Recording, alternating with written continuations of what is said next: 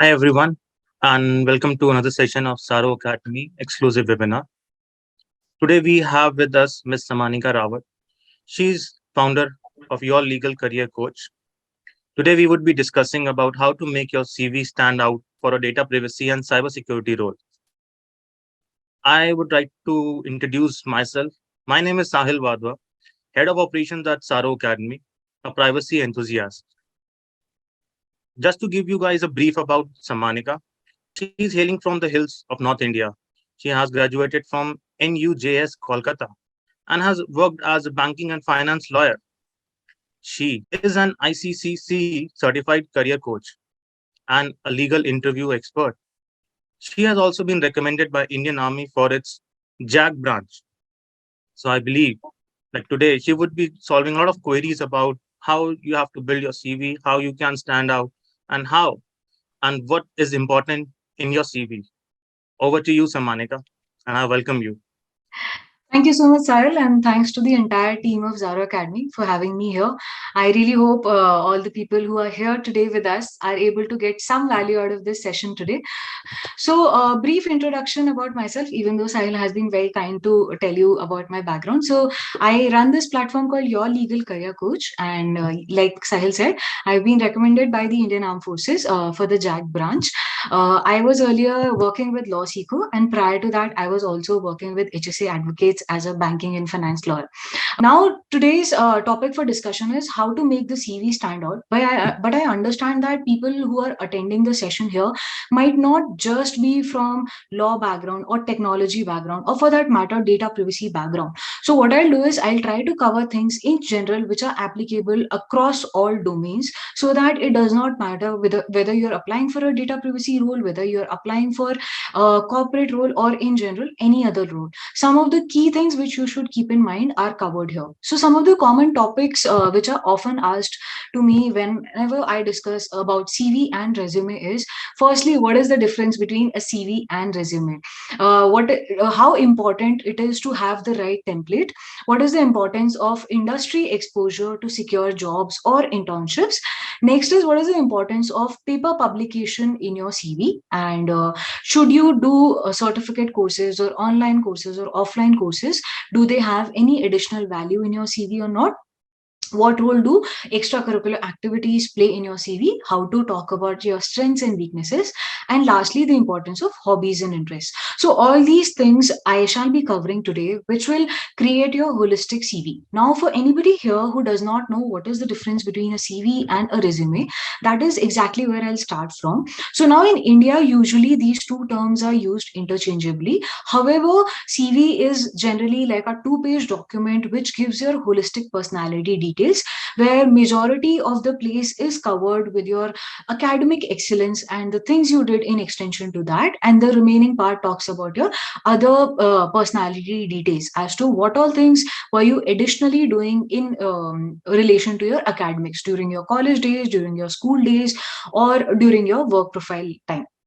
A resume, on the other hand, is a single page document. It is kind of a summary of your CV where you give very, very specific details about your background so that you cover most of the things within a single page resume. Now, in India, since most of the candidates who will be joining this workshop are law students, in law firms, majority of them expect you to be submitting your CV, which is like a two-page document where you cover in brief your previous exposure related to that field. And however, there are very few firms like Indus Law, which says that we do not want your full-fledged CV, but we just want you to submit a one-page resume. So that's the only difference. Mostly, otherwise, it is used interchangeably. Now, coming to the next part, which is what is the importance of a template? Now, despite me being a career coach and despite me helping people with so many CVs, I would honestly tell you that it is not important which template you're picking up and where exactly you're picking it up from. Do not run behind getting templates. You can find out so many good quality templates on Canva itself. You can pick some templates from Google as well. What matters is the way you present your things, and the most important part is the content of the document you are sharing. So it is not important that whether you are using my template, whether you are using Tsaaro Academy's template, whether you are using any other academy's template, does not really matter. Whether you're using your college template, for at the end of the day, what the resume recruiter wants is you to be able to clearly tell them why you are the right fit for that organization and that particular role. And for that, certain things you should keep in mind is that in legal field especially, when you're sending your CV, few important things in the formatting part of the resume or the CV should be, firstly, we only consider black and white to be formal. So if you're applying to a litigation chamber or a law firm, please keep your resume to black and white format only. Do not add those fluorescent colors in your CV. If you're applying to a startup, or if you're applying to a non corporate firm or a core litigation firm, then you may experiment with other things you would want to. But preferably, all the seniors in the litigation field, especially the old generation people who are still following old school model, they only consider black and white to be formal. Second is the font which you use. Don't use any or any every random creative fonts. Either use Times New Roman or Garamond or Calibri also. I personally do not recommend, but these two fonts only. The font size should not be less than 11 or 10.5. 10.5 is the lowest you should go, which is also something I don't suggest, because it is not clearly readable. You might have 20 different things to write in your CV, but if it is not clearly readable to the reader, to the recruiter, they might not shortlist your CV, and they might just say कि ये क्या खिचड़ी पका रखी है. It's like a sandwiched CV. So make sure the font is neat and clean. The spacing should be at least 1.15, 1.25. Don't write at one spacing. These are the very basic things which are applicable across all CVs. Like, do not try to again show a very untidy CV. It should be very well formatted. Most important thing for people who are applying from the law background for opportunities, make sure the body of your document is always, always, always justified. Don't write left aligned and right aligned documents, especially also in your CV and cover letter. Because as a fresher, if you're applying somewhere, they are okay with not with you not having too much of experience up from the industry, but they will not be okay with the fact that you do not take the organization or the profession or the basic no expected nuances of the profession seriously. So therefore, make sure whatever you're writing in the body of the headings which you are sharing, like your internship experience, work experience, your knowledge, skills, paper publications, extracurricular activities, the body should always be justified. The headings can be left aligned, but the body should always be justified. Rest template you can pick from anywhere. For example, these are the two templates which are available on Canva, which I've picked for you, and they both are neat and clean. Right. So this is the bare minimum color you should use, even if you're applying for startups, not more than that.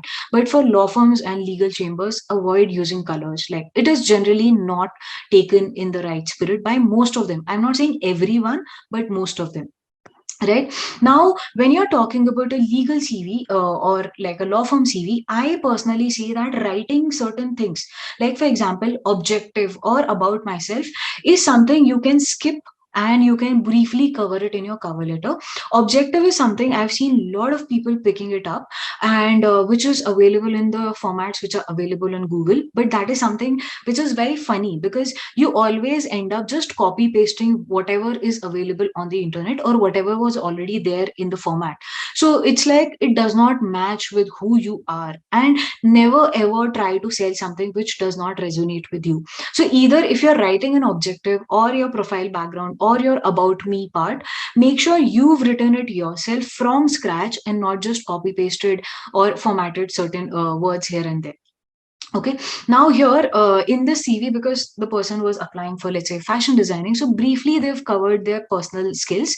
This is a one page resume, so this is not like a CV, this is a resume. So like I had said, resume is like your one page summary. In CV, what all to be covered is something I'll be sharing in depth, but this is just a one page resume where they've covered their personal strengths, languages if that matters to your field, and brief educational background and the experience. References if the organization asks for. In our legal field, especially in India, reference part is not required. It just takes more space in your CV, unless and until somebody has expressly asked that we are looking for a letter of recommendation or reference details for people. Only then you should use that. Otherwise, save the space. Next is this another for some graphic designer. This is also the format which is available on Canva. So here what they've done is they've first highlighted their work experience, followed by their key skill sets, and then references, if any, then taking back to the educational history. This is more like of a professional's resume, where they first wanted to highlight about their current experience and did not want to emphasize much on the educational background.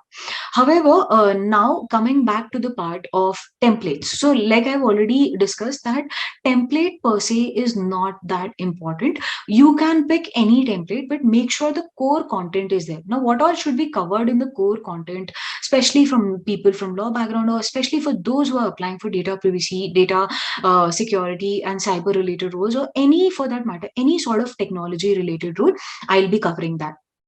Now, let's go to the next question, which is commonly asked is, do I necessarily need to have an industry exposure to secure an internship or a job? If you are a fresher, trust me, recruiters know that you may not have lot of prior exposure, and everybody starts from somewhere as scratch. However, even if you do not have core industry exposure, what is very relevant is what kind of knowledge and awareness do you have about the industry. So don't focus too much on, okay, I just need to get that first job so that I can get a better job. No, even for that first job, it is not the exposure, but more importantly, your knowledge and awareness. And knowledge is something you can gain through so many platforms. Tsaaro has been conducting these weekly webinars for your learning and awareness exposure. There are so many other platforms online which are offering free, paid, different kinds of courses, webinars, boot camps. You can just like participate in as many as you can, keep reading as much as you can, so that you are aware about the what is the terminology. That is the first thing a fresher is judged on, whether the person is even aware about the basic terminologies about the industry.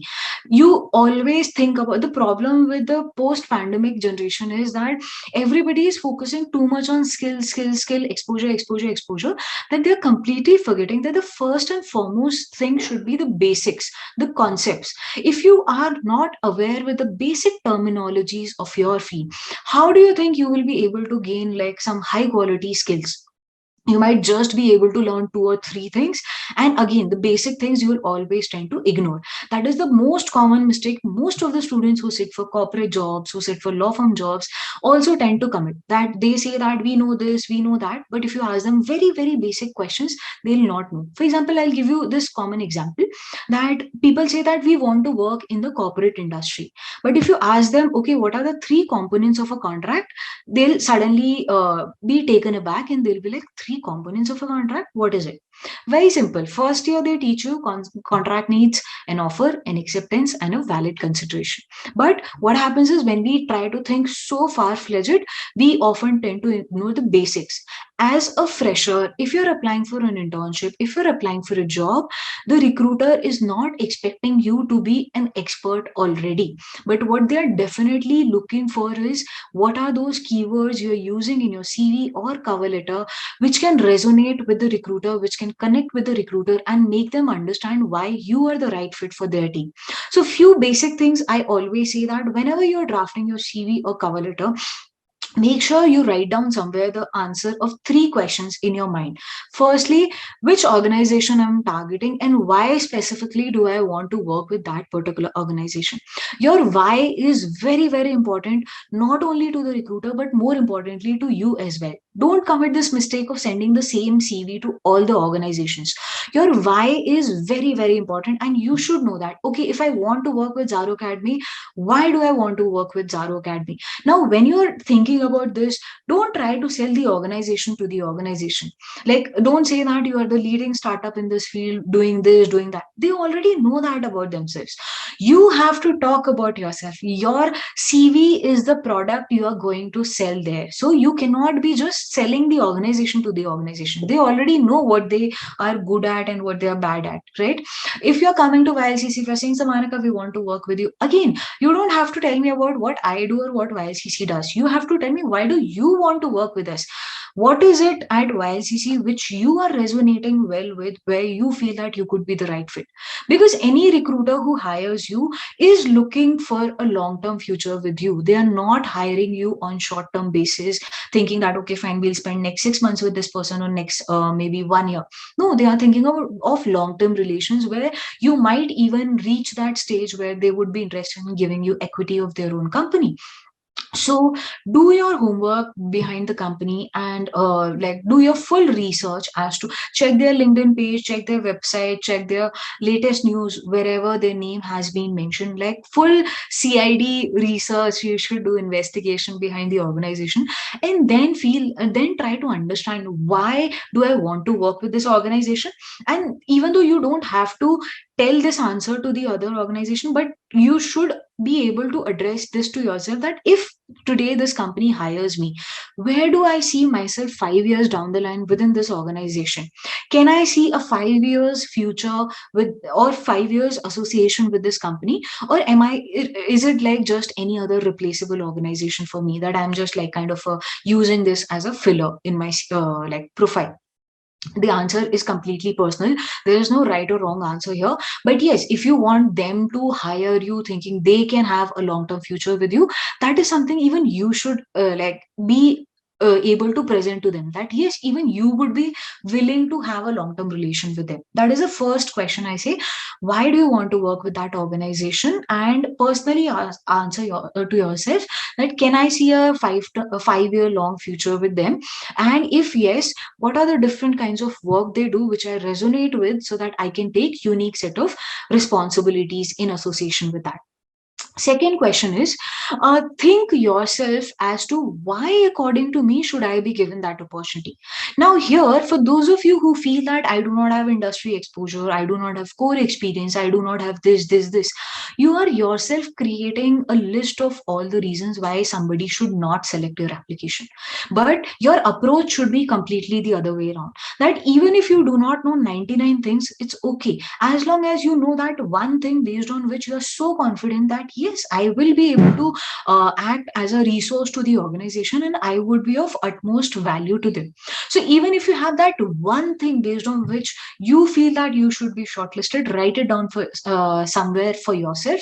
And then comes the third question: how can I add value to this organization? This becomes very, very important. So, again, no prior industry exposure, that's okay. No prior work exposure, that's okay. But what is important is that based on whatever exposure you've had so far, is there any sort of dot you can connect based on which you can say that, okay, if I am given an opportunity to work with this organization through these means, I can also add value. For example, if you're a law student and you're joining at a freshers level, you can all, let's say, if you're very good at research, you have good exposure during your law school days of doing research. Like in my law school, we used to make 50 research projects we used to write in 5 years.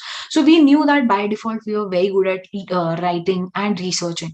So when I was sitting for my first corporate job, I was sitting for banking law. I had zero exposure, no internships in banking law, just that I had studied one subject in banking law where we were just focusing on the theory of history of RBI and those things, nothing related to the practical side. But what I said was, okay, how I tried to convince the recruiter was like, what was my why? Why should I be selected? Because I said, I am a person who loves numbers. Solving Sudoku was my hobby, and the CLAT exam which I gave, I was able to secure good based on the marks I secured in the maths. Then all my 5 years exposure majorly had been towards the corporate subjects, and therefore when I studied banking law, when I got to know that I can even explore banking as a subject, that was the closest subject I could connect with numbers. Now, in this entire story of mine, I nowhere said that I have prior exposure of banking or I know this about banking, that. But I was just giving one reason to the recruiter, that as a fresher, why should he let me start my career in this field? Why should he give me an opportunity? See, when they're hiring you at fresher positions, they are hiring somebody who can assist them in their work. They're not hiring you as a perfect knowledgeable person who will be able to take responsibilities individually from day one. They also know that you will be learning and performing together. or maybe most of the time performing and learning during the process, right? So they are always open to give opportunities to you. However, having said that, do not purely focus on your list of why you shouldn't be shortlisted. Rather, prepare a list of according to you what are your personal strengths, what are your professional strengths, based on which you can say that it is for this reason I should be given this opportunity. And secondly, if I am given this opportunity, it is in these many ways or manners I can also be of value to the organization. Therefore, prior, all those who had this major myth that you need prior industry exposure and without that you'll not be able to get any job is completely wrong. Okay, let's move to the next one, which is what is the importance of research and paper publication in the CV? Now, anybody who tells you otherwise might be wrong to a great extent. People who say that no, it is not required. Trust me, they are not helping you. They are just trying to sugarcoat things, trying to make you feel more comfortable. My role here is not to make you feel comfortable. My role here is to tell you what the truth is. And the truth is, the more the amount of research you get involved in, the better will be your quality of knowledge, quality of awareness, and it's your CV which reaches the recruiter before you reach there. Now, at the first stage, when they have bulk CVs, let's say 500 CVs for 5 vacancies, or maybe 100 CVs for 2 vacancies, at that point of time, it is not a selection round. Try to understand this. At the first stage, when they are having bulk CVs, like from their side, the supply is very minimal, but from your side, the demand is so high. It is not a selection stage. It is actually a rejection stage. They try to find out reasons on the basis of which they can filter the CVs and not shortlist like the first major chunk of CVs. So like out of 500, when they are like saying no to 450, it is because they're finding reasons how to say no or why to say no, right? Out of those 50 or out of those last 20 which get shortlisted, then they will be finding out reasons to say yes. But in the initial stage, they look for reasons to say no. And therefore, at that point of time, when you are not physically present in front of them to tell them verbally as to why you are the right person for the organization, how you can have a good amount of contribution to the organization, at that point of time, if there is something substantial in your CV, which can convey to them that you have good knowledge, you have good awareness, trust me, your CV, the chances of your CV getting shortlisted will be much higher than not getting shortlisted. Therefore, always make sure that if you have time, contribute to as much research writing, as much paper publication, as much of blog writing, article writing, whatever you're comfortable with. If you're somebody who hasn't started yet, no problem. What you can simply do is start with contributing to a local newspaper.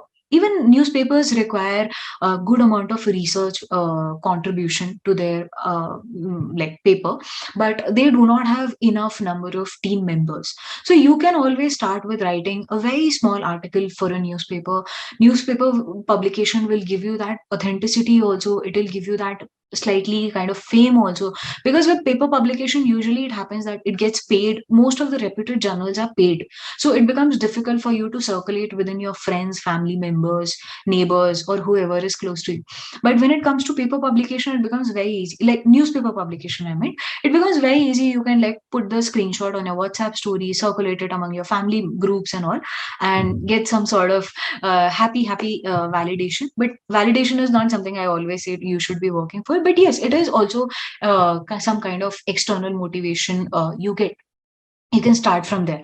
Now, anybody here who, especially in the tech field, see, we all know that tech is still growing. Our data privacy laws and most of the things are still not codified. There's a great amount of research happening in the country around tech, and it is for this reason that if you are able to add something valuable in your paper, in your research paper, if you are able to show that I am not only learning the theory which is being taught in my college, or I'm just like whatever is available in the regular newspaper, then your CV will be able to stand out. Now, for people who don't know where to start from, I would suggest you divide your topics into three categories. Okay. If you haven't written any sort of paper so far, you can always start with a basic level. Now, what is a basic level, which I call my level one, is where you're writing a descriptive topic.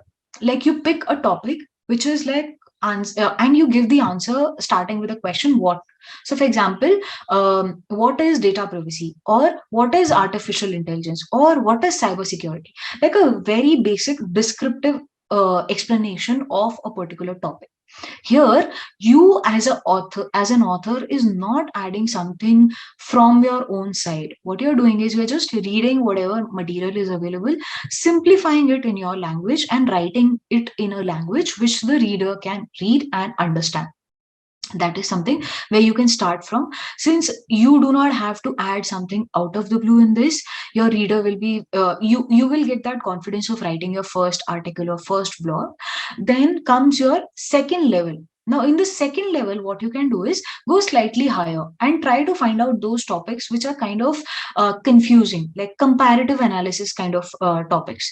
Let's say difference between blockchain and cryptocurrency, or anything which you feel that a common man would be commonly searching for online, where they get confused and they feel that these two concepts are quite similar or overlapping. Again, in a comparative analysis topic as well, you as an author are not adding something from your side. What you're doing here as well is you're just simplifying the existing information the way you did it in a descriptive post, but here slightly the level is higher because you are again trying to simplify two confusing concepts. So this is a level 2. Then comes a level 3, which is you can pick maybe a issue and do a comparative analysis of two different jurisdictions, like let's say India and UK. Or you can pick a topic where you are talking about a current issue and giving your opinion. So a level 3 topic is something where you as an author will be giving a special contribution to your paper. Now for most of the people who start at fresher level in terms of writing, you could be a working professional with 10 years of experience but might not have written a lot of research papers, and that's completely okay. Therefore I'm saying in the process of writing, if you're a fresher, you can always start with a level 1 and level 2 so that you get comfortable with the idea of writing, and then you can choose that okay fine, do I now want to go for a level 3 or not. But many times what happens is people try to directly go for a level 3 topic, and then they get really overwhelmed because they haven't done much of research analysis, they don't know what are the different kinds of methodologies they can use, and then they tend to leave the project in between and kind of go into self doubt, and then they say no, we are not comfortable, we don't want to do this anymore. So if that is something you want to avoid, you can always start with a level 1 or a level 2. Okay, now the next slide is importance of certificate courses in your CV. See, I would always say that if you can afford, post pandemic, so many edtech platforms have come up, and the main purpose of everybody is to make your life simpler, to give you the knowledge on one single click, which was not available to the previous generation. Having said that, I do not say that it is mandatory to do a certificate course. There are so many ways in which you can also gain the knowledge, or at least the basic understanding you can gain, and obviously during your work profile you'll always be learning. But if you have an opportunity to learn, if you have an opportunity to do a course, and it is not harming your pocket in a great manner, it is not causing a lot of harm to you, then it is always better to keep upscaling yourself as much as you can. Having said that, certificate courses need not necessarily be in one particular core domain. You can choose for yourself whatever suits you, whether it's your personal interest or professional interest, and then in relation to that, you can engage in any sort of certificate course you are interested in. However, there is one major problem I have with online courses is that when students draft their CVs and cover letters, they tend to sell the organization. हमने ये course किया ज़ारो academy से किया, हमने ये course किया वीपो से किया, हमने ये कोर्स किया XYZ प्लेटफॉर्म से किया. You don't have to sell the platform which is conducting that course. The intention of the platform to teach you those courses was not that you will become their future salesman. No, their intention is that you take away the key learnings and you are able to utilize those skill sets and learnings in your professional field. Which means that whenever you're trying to highlight about your certificate courses, do not give enough emphasis on the platform you did it from. Rather talk more about what did you learn as a student of that course. For example, recently I attended like a few weeks workshop on product management. Now, the person conducting the workshop had excellent intentions. He was giving so much of value and everything. Yet, I couldn't attend like full fledgedly the entire workshop for more than 3 days out of, let's say, 5 days workshop. Right now, if I am telling somebody that I've done this workshop from so and so platform, firstly, if they already know about the platform, they will have very high expectations because they know what the platform offers, the amount of value it gives. And let's say they start asking me questions about the fourth and the fifth class which I couldn't attend properly. It might be that I am not very sure about like what was taught because I couldn't attend it, right? Or it could just happen that even if I'm saying I've done this from this platform, they'll be like, okay, so what? Or if I'm saying I've learned product management from this platform, they might think that I might know everything about product management, right? So different kinds of confusions it can create. So how I would project it in my CV would be that attended this workshop or attended this course on product management by so and so platform where I learned these things. And I'll just highlight the 4 or 5 key things which I have learned from the workshop. It could be in the first 3 days, or it could be something I saw in the recordings of fourth or fifth day. But at least I am able to convey to the recruiter very, very clearly that product management might be a huge umbrella, but I just know a very small segment of it. But utna part मुझे बहुत अच्छे से आता है. I'm very, very confident about that much part. Okay, so this that is the most important importance of courses which play in your CV. Even if you haven't done it, that's okay. What matters to the recruiter is what skills do you have, more than being interested in where you've actually learned it from. Their first filter level is okay, fine, this person knows this, or at least this person is familiar with the concept of this. Might not know everything, that's completely okay. All right. So now, importance of extracurricular activities. See, whenever you are trying to draft your CV, many a time student commit this mistake where they put themselves in a box. Box as in I am applying as a data scientist. I am applying as a data analyst. I am applying as a lawyer. I am applying as a tech lawyer. I am applying as a corporate lawyer. Do not put yourself in a box. You're not a robot. At the end of the day, they're hiring humans. They'll be having human interactions with you most of the time. That's why most of the corporates call you human resources, right? Because even though they might be treating you as a resource, at the end of the day, you are a human being. So as a fresher, the first thing they look for in your profile is what kind of a personality are you? Are you a very cutthroat personality who can produce great results but will always be creating nuisance for the other people, will always be carrying those toxic vibes? Or are you that very humble person, very friendly person, carrying very good amount of energy, is very lively, it will be fun to work with? Because most of the places you will be working on big size projects which cannot be handled individually. You will be working in teams, and all these co-curricular extracurricular activities which you participate in during your college days or during your maybe school days actually reflect that okay, fine, this person can work together in a team. But if you do not have anything to show in your CV in terms of your exposure of working in a team, it might actually be seen as a red flag or at least as a yellow flag. All right.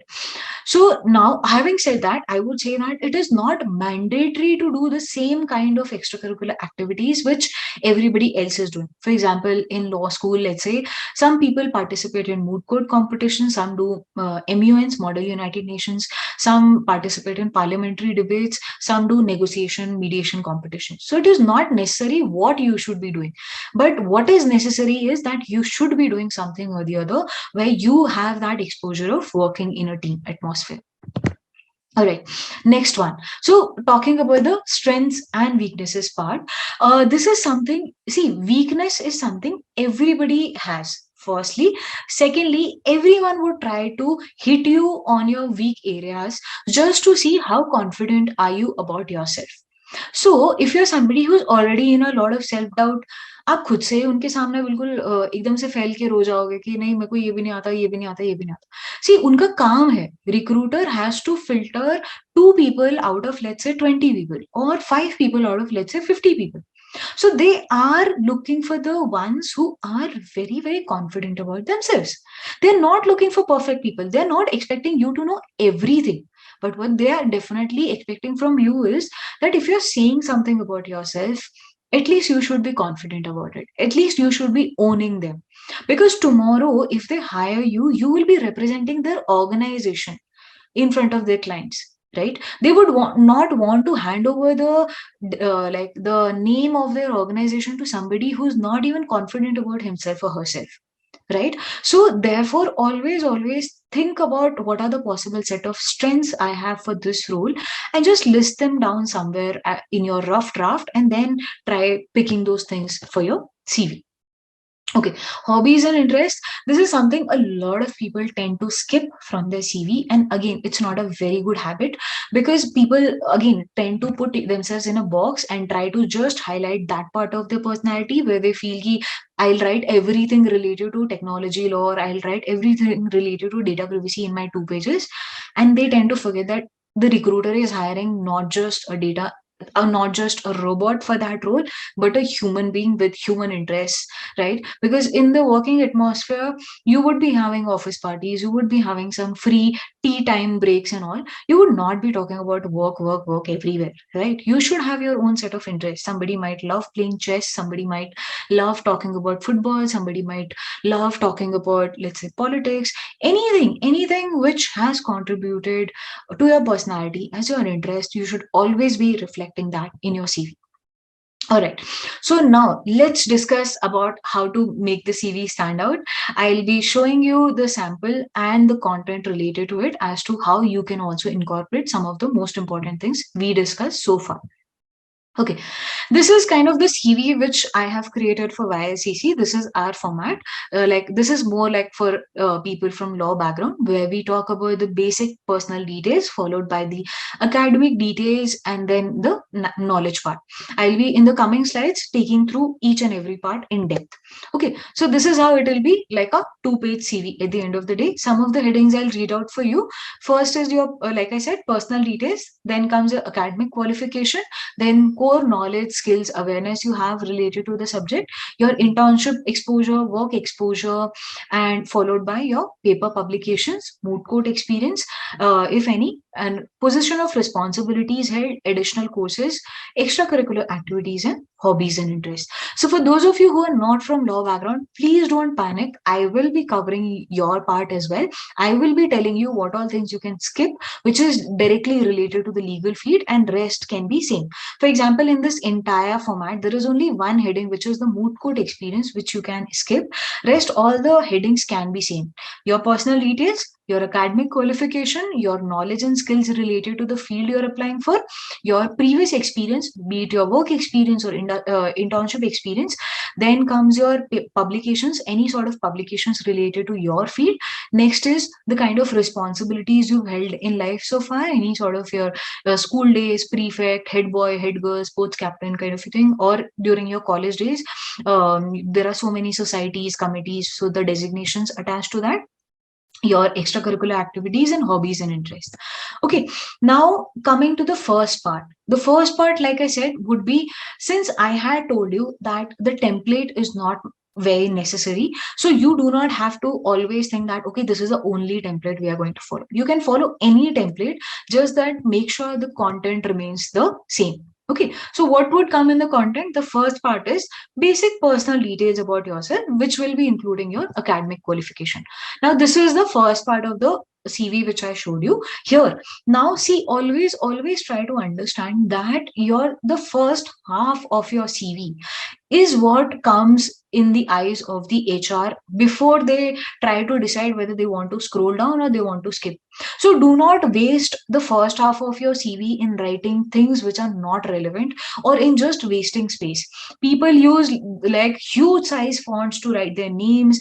They'll add a lot of faltuka details in this part. They'll make tables to highlight their 10th, 12th grades. All of that is not necessary. If you do that, you will end up wasting a lot of precious space of your CV, where you could have highlighted and given that first impression about yourself as to why you are the right fit for that department or the organization. Here, in simple, write your name in bold, your college details, your contact number, and email ID. When I talk about the email ID, please no more Princess Priyanka or Cutie Pie Priyanka or any sort of Marvel characters for yourself. Like I have actually seen, like 3 days back also, I got an email where the email ID was princess so and so at the rate gmail.com. In your CV, you would not want to write your casual email IDs. Please have one formal email ID for your formal communications. Then these days, a lot of HRs prefer to check your LinkedIn profile. So make sure your LinkedIn is slightly optimized and updated, where you have a semi-formal smiling face picture so that you don't come across as a very underconfident or a very arrogant person. Smiling face is like a lively person. The cover space which LinkedIn gives you, you can always utilize that. And most importantly, make sure even if you're not active on LinkedIn, at least get 3 to 5 recommendations from people you've worked with. They could be your friends, they could be your schoolmates, they could be your college mates, anybody you worked with. So, or any kind of senior you can approach, your teachers, your if you worked under someone during an internship or during any sort of other experience, make sure you get their recommendations, because that actually helps in putting a good impression to the HR about yourself. Now, briefly about your academic qualifications, never ever try to hide something from here, because even if your grades are low, that's okay. You might have a lot of other things where you can grab their attention and like shift the focus. But if you're intentionally trying to hide something, that is the first and foremost place where their focus will be, and they identify that something is majorly missing, which means the person is trying to hide something important. Okay, so even if your grades are really low, no matter, don't hide them ever. Then this is the part I say in your CV, where immediately after your academic qualification, you should talk about the subjects you've secured good grades in during your school, or sorry, during your college days, especially. Like if you are interested in a particular domain and you have done some of the courses related to that in college, they could be directly connected or indirectly connected. For example, you might not have done a dedicated course on crypto and blockchain, or dedicated course on cybersecurity, but you've done a general like technology awareness related course, and that's okay. Or anything from your course which overlaps with it. Or let's say you are planning to go into data analytics and big data and all of that, but you have not yet done much of it, but you do have some exposure related to Python, right? So those things you can mention here, especially if you receive like top 3 grades. So like in every college it is different. It could be A plus, A, B plus, or it could be whatever is the highest grade followed by the remaining 2 grades. So if you have secured good grades in a subject which is directly or indirectly related to the domain you're targeting, do mention that. But that does not mean you're applying, let's say, for criminal law and you are saying that I got great amazing results in corporate law. No, it should connect the dots. Okay, this is the how the first part where we talk about the personal details will be. Second part, you have to mention the details of your practical knowledge and the skills. Now, this is somewhere where BILCC's CV format stands out from the other formats, is that we say that because the recruiter does not have a lot of time to just skim through your entire CV, you should first give them what they are looking for. If they are trying to find out from your CV that can you be the right fit for the organization, give the clear answer in the first half that yes, I'm the right fit for the organization because I know this related to that field. So that is something you can also do in whatever template format you are using. Talk about your core skills and knowledge or any sort of awareness you have about that particular domain. For example, people here from tech law background, some of the skills need not necessarily be the same. I just prepared them for you from like my own sources. That let's say basically what you have to do is whichever domain you are applying for, prepare a list of common glossary and what are the common set of keywords which are used, which are the basic things you should be aware of. Like, for example, if you're saying I'm interested in technology, so there are different kinds of technology contracts, right? As lawyers we deal with, so you can list out some of them you've already drafted. Then if you've worked around GDPR, because GDPR is a very very trending issue, especially in the technology side, you can talk about it. Now here, if you see, even though the topic of today's conversation was purely focused on cybersecurity and data privacy, I have added other things as well which are not directly connected, but they are coming under the same umbrella of technology. right? So never try to undersell or oversell. But if you know certain things which are directly not related but are coming under the same domain, then you can mention about it as well, because it might show that you may not have core data privacy or cybersecurity exposure, but it shows that you've been purely inclined towards technology, and that's why you've been trying to learn so many different things related to that particular sector. At fresher level, that becomes very, very important, that your core knowledge of the same field might not be the only thing you are requiring, but yes, your exposure to the field in general, in its bigger umbrella, is also a great indication of your interest in that particular field. You just have to convey your intentions, your interest in that field. That is more than sufficient. Okay.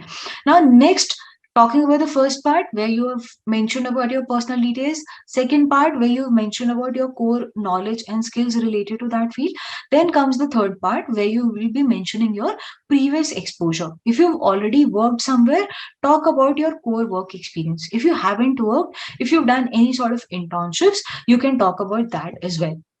Now, whenever you're talking about your internships, okay, give clear headings, details, the duration, and then you can write 3 to 4 points. If you have, let's say, more than 3 internships, then you can write 3 to 4 points. But for people from BTech background or other backgrounds, non-legal backgrounds, where you do not do so many internships till your final semester, and then you do like long-term internships of 4 months or 6 months at one particular organization, then you can add multiple bullets. Make things very, very specific. Don't write generic statements like attended court proceedings or researched on technology law. No, that is not something which is giving any clear indication to the recruiter as to what do you know under technology law. It's a huge umbrella. Don't say knowledge research on cybersecurity. Again, what component of cybersecurity were you actually focusing on? Don't say I have researched on privacy. What component, or privacy in relation to what, right? So जितना आप अपना CV में अपना exposure को streamline करेंगे, जितना specific बताएंगे, firstly it will sound more authentic, secondly it will be more trustworthy, and thirdly you will be able to have your fresh flavor as to what were you doing, and not talking in general about what that particular domain is expected to do. For example, somebody researching in the technology team would definitely be researching on technology laws, right? But which component of the technology law were you focusing on? Which section, which provision, which regulation, which what all laws or bare acts, any general law, any specific law you were dealing with? You should be always, always talking in terms of your specific exposure to make the recruiter understand that, okay, fine, this is where I can ask the interview questions from. So you will reduce the scope of the interview, and you will be very confident after you walk out of that interview, because ultimately आप CV किस लिए बना रहे हो? Internship या job के लिए बना रहे हो? तो आपको किस तरीके का इंटरव्यू चाहिए? वहां पे वो क्वेश्चन पूछ रहे हैं, आप आंसर दे रहे हैं, क्वेश्चन पूछ रहे हैं, आंसर दे रहे हैं, कॉन्वर्सेशन किसी भी डायरेक्शन में जा रही है, उस तरीके का इंटरव्यू, या फिर इस तरीके का इंटरव्यू कि वो आपसे सवाल पूछ रहे हैं, आप आंसर कर रहे हो, लेकिन आपको पता है कि आपने आंसर में इतना स्मार्टली कोई एक वर्ड बोल दिया है कि अब उसका फॉलो अप वो वही पूछेंगे.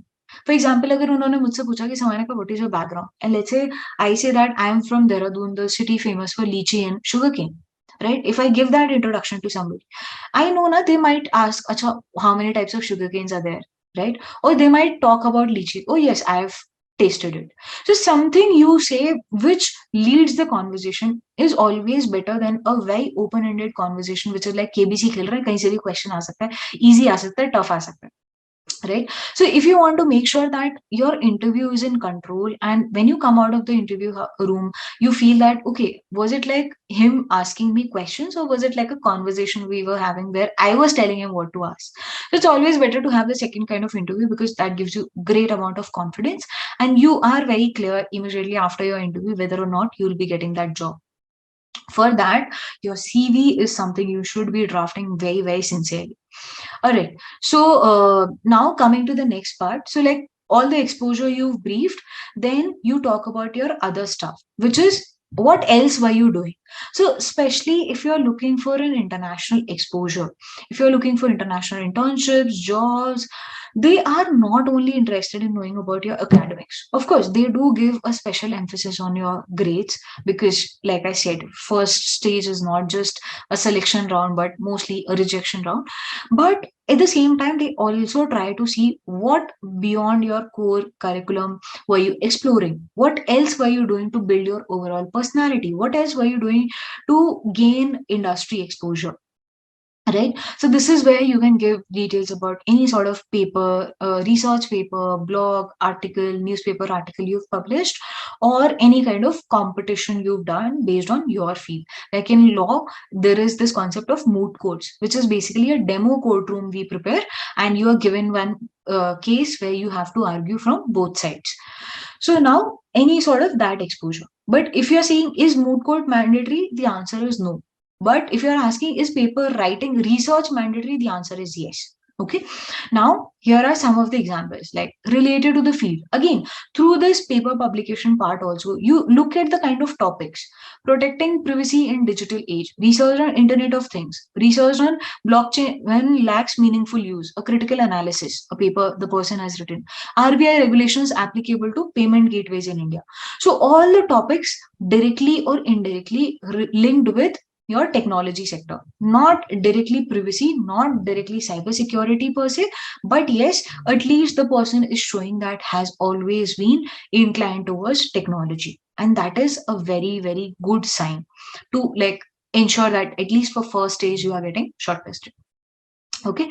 Now, one thing I have to tell you is whenever you're drafting your CV, you should make sure that if you have to look at the overall CV, the two-page CV, just look at it yourself and try to put yourself in the shoes of the recruiter and then see what are the maximum keywords I'm finding in this. If you're not able to get 70% keywords, like there is no clear measurement. I'm not saying you just calculate the words and then do the 70%. But in general, if I have to tell you, try ensuring that 70% of your CV talks about the core domain you're targeting. So, and then 30% can be everything else. 30% can be you might be the best chess player, you might be playing soft tennis, you might be playing, let's say, football, you might be good at crafting, you might be good at sculpturing, anything. Or you might be doing other nukkad natak, theater, any other stuff in your college. Or you might have other exposure beyond technology as well, which is okay. But 70% of your CV should give that tech related vibe first, and then comes everything else. So this 70-30 ratio is something, if you always keep in mind, you will increase the chances of getting your CV shortlisted. Don't create a very messy CV which is showing you as a jack of all trades. The recruiters are first interested in knowing that where can they directly fit you. Of course, once you're inside the organization, they can see that okay, fine, these are the additional roles we can offer this person. But their first and foremost priority is the JD, job description they've asked for. How do you connect with that? Okay. And then comes all your additional details like your position of responsibility held, additional courses, extracurriculars, and hobbies. Now, talking about additional courses, see, there will be certain courses which will be directly related to that field, like data privacy से related कोई course किया है, cyber security से related course किया है, GDPR से related course किया है, tech in general कोई course किया. But there could be other set of courses as well which you might be doing. Let's say intellectual property rights where you did something, or any sort of media entertainment where you did something, right, which may not be directly linked with the recruiter's work. Then all those additional courses is something you can list here. But if you've done something which is directly related to the recruiter, like here, the diploma in technology law, now this is something you should be talking about in your skills part at the beginning, where you say that what are the core practical things you've learned from different sort of courses from the same domain. But beyond that also, if you've done something, then you can list them out here. If your CV permits, if there is space left, then ideally you can write one or two pointers here as well, where you say that इस course से मैंने ये सीखा था, इस course से ये सीखा था, just in one or two pointers. Extracurricular is definitely very very important, and in case you do not have good extracurricular exposure during your college days, because of pandemic 2 years everybody was indoor, what you can do is maybe you can talk about your school days extracurricular exposure if you have any. or anything beyond the college exposure you've done. Like, for example, personally, if you've been associated with an NGO, which is not something you did during your college weekdays, but like maybe something at your place is there, and you are associated with them during the weekends or once in a month or whatever, you can talk about it. Any kind of summer school you attend, summer school, winter schools, you can talk about them in the co-curricular. You can add your own headings. So, like I've been emphasizing, that template is not important. What matters is the content. You decide in whatever template format you want to write. You want to write in like a this format, or you want to write in brochure format, left, right, both sides, headings. That's completely up to you. Okay. And hobbies, again, which is something which tells the other person that who are you as a person beyond this role. Like, who are you in general? What are the things that you like to do, which you can talk about. All right. So that was all from my side. If we have some time left, I think, Sahil, we can take few questions. I believe the session was really great. People, those who are listening to you, they might be having a better understanding about how to build their CV. And yes, we do have a few questions from our viewers. So we have the first question, like, is certifications important in the field of data privacy? Okay, so like I said, it depends on which level you are at. At beginner's level, it is not always very necessary, but certification is always an add on. If you have that option of doing the certificates, if you can afford to do some of them, then please do it, because that not only shows your sense of commitment towards the field, they would know that okay, if they're hiring you even as a fresher, they don't have to teach you from scratch. But let's say if you cannot afford, then at least have some basic awareness where you can connect the dots. You can talk about certain keywords related to the industry. You can talk about the general knowledge about the field you have from different sources, different kinds of research papers you've read, different kinds of online data you've collected, based on which you developed an interest, and justify to them why you want to work with that organization. However, having said that, again, I would say that whenever you are thinking about doing a certificate course, more than the brand, look at the content they are teaching you, because in the long run, recruiter is not interested in knowing where did you get the certification from. They are more interested in knowing how can you add value to them based on whatever knowledge or experience you have. However, having said that, if you're applying at professional level, like with certain years of work experience, and you do not have any sort of prior exposure in data privacy or cybersecurity, or for that matter, any other field, and you're planning to completely switch your field, having that certificate course will always add value, because otherwise it might happen that your previous qualification exposure, PQE what they call it, might not become relevant for them. You might have been working for 2.5 3 years, but for them you will be just a fresher, right? And they might not even treat you as a fresher, because they feel that the law has been continuously changing, the entire industry has been changing, and you've not been updated at all. So if you're applying at some professional level, if possible, please do some good courses, so that you can upscale yourself and tell them that no, even if I am joining as a fresher, I am not joining as a fresher. Well, rightly said, like certifications are always a key point to be added to a CV. So yeah, we have another question. The viewer is asking, is the family background is important to be added into the CV or resume, and for how many page a CV should be?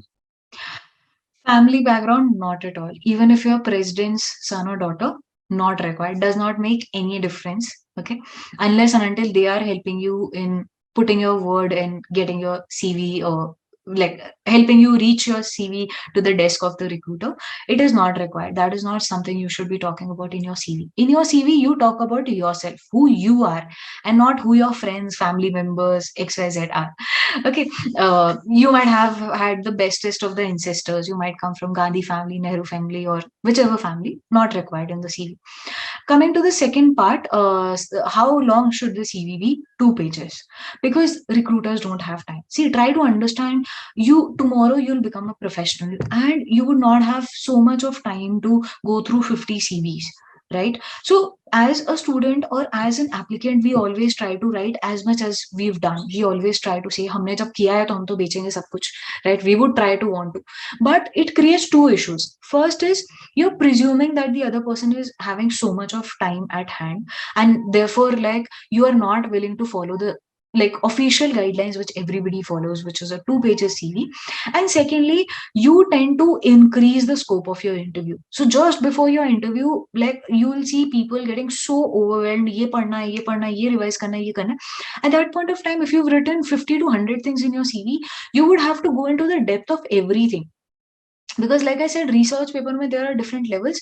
Similarly, for interview preparation there are different levels. You have to first prepare the basic understanding of whatever is in your CV, then you have to go one step ahead, try to understand, go into the deeper part of it, and then comes the third level, what is currently happening in that field, right? So the more you tend to write, let's say you're writing 70 things about yourself, no problem, go write it.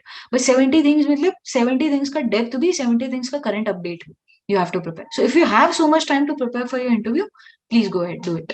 Otherwise stick to 2 pages, कम बोलो, to the point बोलो, और वो चीज बोलो जो आपको बहुत अच्छे से आती. What I say is must know, should know, could know, 3 categories. Must know पे फोकस करो. Must, like if somebody asks me this thing, I would be able to answer, like this is a must know for me.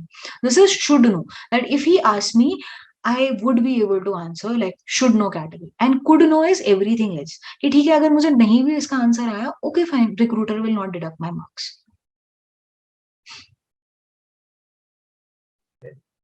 So we have another question. So how do we put a prior experience which is not linked to a law background? Like someone who is from a MBA background, how should they portray their prior experience? Right. So in data privacy, it is not just in the field of law you're getting the opportunities. You could be from any background and willing to join. Like recently, Geo Institute has started its course, and the diploma, I think PG diploma course, they've started for 1 year in AI and data securities. Now, let's say there are so many students there who might be from marketing background, sales background. There are people from n number of different backgrounds who are joining. What matters is you can talk about your work experience just the way you've done it. Whatever you've done, you talk about that. But that is the reason I told you that even before you're talking about your experience, you talk about your skills, knowledge, and awareness about this particular field you're applying for. Because पहले उनको वो दो जो उनको चाहिए, which is why you could be the right fit for this organization, why you could be right fit for this industry. And then you talk about everything else. Like even for people in the law field, somebody wants to go for corporate background, but they might have a lot of litigation, like court exposure. They might not have a lot of corporate exposure. So to them also, I say that first talk about why, how can, what are the things you know about corporate, based on which the recruiter can shortlist you, and then talk about your every other experience. So अपना experience हटाना नहीं, that is something you've put in so much work. You might be from MBA background, of course talk about it, but first and foremost give them what they are looking for. It's as simple as that. Fair and lovely जो है वो इतने confidence से वो चीज बेचती है जो निविया ओले नहीं बेचती. Now Fair and Lovely knows 5 रुपए में वो नहीं दे पाएगी जो निविया ओले इतने कॉस्ट में दे रहे. But what does Fair and Lovely does is, और Glow and Lovely as it is called now, is focusing on what exactly its prospective buyer is looking for, which is fairness or the glow. So just hits on that first. वो ये नहीं बताता क्या क्या नहीं पता उसकी, या क्या क्या उसके प्रोडक्ट में नहीं, बट वो ये जो फोकस करता है कि उसका जो प्रोस्पेक्टिव बायर है उसको क्या चाहिए. So you just focus on that. What is your recruiter looking for? First try to give them that, then everything else. Okay. So let's take one more last question, Samanika. So there's a person who says that, okay, 1 year diploma course from a top NLU in cybersecurity and data protection law are worth for gaining knowledge, but are they worth to get placed? Any certification, be it from a NLU, non-NLU, private institute, startup, like I said, don't focus on the brand which is giving you the course or the certificate. Focus on what they are actually teaching you. If they are just repeating the same theory, there are a lot of colleges, big brand colleges as well, who are offering these certificate courses, but they are teaching the same theory. So अगर आपको theory ही पढ़नी है तो आप खुद से भी पढ़ सकते हो. If you are learning something practical out of it, That is something you should focus on. And no organization, no brands course is sufficient enough to promise you a placement. What matters is आपने उस course से क्या सीखा. उन्होंने आपको 50 चीजें सिखाई होंगी, आपने 50 में से क्या सीखा. You could have learned just two, but in a great manner in which you can help the recruiter, or you might have not learned even two, or you might have learned, let's say, 40 out of 50. So it is up to you what you take away from that course, which will decide whether you get the job or not. Well, rightly said, Samanika. Like, learning is more important wherever you get it from. So yes, with this, I would like to conclude it. I guess there are a lot of questions which are coming in, but we would recommend if you could, answer them through our LinkedIn post directly. The viewers would be really happy for it. Some of the viewers are asking like, what kind of courses should we do, and what is the first step to go into the field of data privacy and cybersecurity. So I would like to inform everyone that okay, we at Tsaaro Academy, we are also in dealing in providing the right training as per the international market. We have partnered with IIPP, PCEB, and DSCI. So I believe the students or the working professionals, if anyone you guys are looking up for courses to initiate your career into data privacy and cybersecurity, we would be happy to help you guys. With this, I would like to conclude the session. I would like to thank Samanika for giving us your time. Most welcome, and thank you so much for everyone who joined us today. You gave your precious time on a weekday. So thank you so much. I really hope you were able to get some sort of value from this session, and you would be able to get your desired internships or jobs wherever you would be sending your CV for. Definitely, Samanika. I guess the words would help the viewers. And just to add on one last thing to my viewers, okay, uh, if you are into college student and you're looking up for any courses in field of data privacy and cybersecurity, so we have this QR code. You can just scan this QR code, fill up a form, and we will be happy to help you guys. Thanks a lot, everyone, and thank you for your time.